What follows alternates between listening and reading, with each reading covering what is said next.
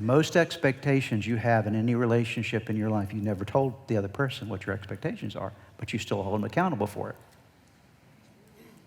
There's never been any conversation about, well, I'm expecting you to do, and you just have these untold, unexpressed expectations, and many, many times, if not most of the time, they're unfair. The other person could never meet them anyway, but you're holding them accountable to meeting an expectation that they couldn't meet anyway, and so then they don't fulfill it, and then you're disappointed, and now, as we'll talk about in a moment, something else happens after that that leads to a breakdown in distancing and disrespect and division and all those things, but you have to be aware of what am I holding people accountable for in terms of expectations that aren't even fair to them. They could not do it if they even tried. Some of you are trying to get somebody to fill your love tank, and your love tank is so huge. I mean, if you had 50 people, they couldn't fill it. Loving you 24 hours a day, you'd still want more, okay?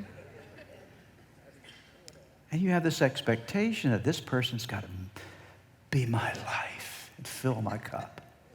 They can't fill your cup. Jesus can, okay? But a person can't, okay? So you have these unfulfilled, unfair expectations. These are all common reasons, okay? Here's the next thing. Unresolved hurt and anger.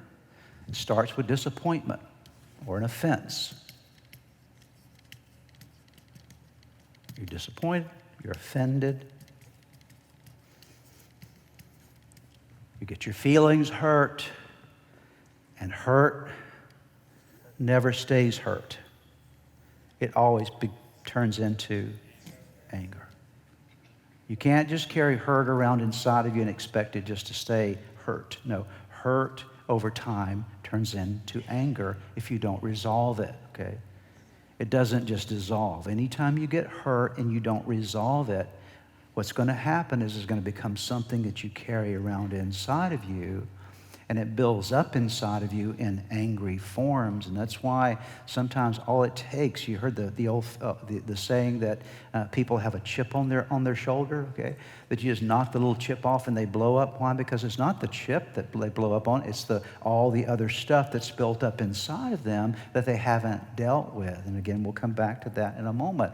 But this builds up inside of us. Here's another common reason, a spirit of strife. And that's really what happens. As soon as we begin to be angry on the inside, you're not going to get along with anybody, okay? There's going to be a spirit of strife. You begin to have a quarrelsome kind of nature with each other. You have this proneness to fighting and contention in the relationship. And now what used to perhaps even be peaceful is not peaceful anymore because that spirit of strife is there.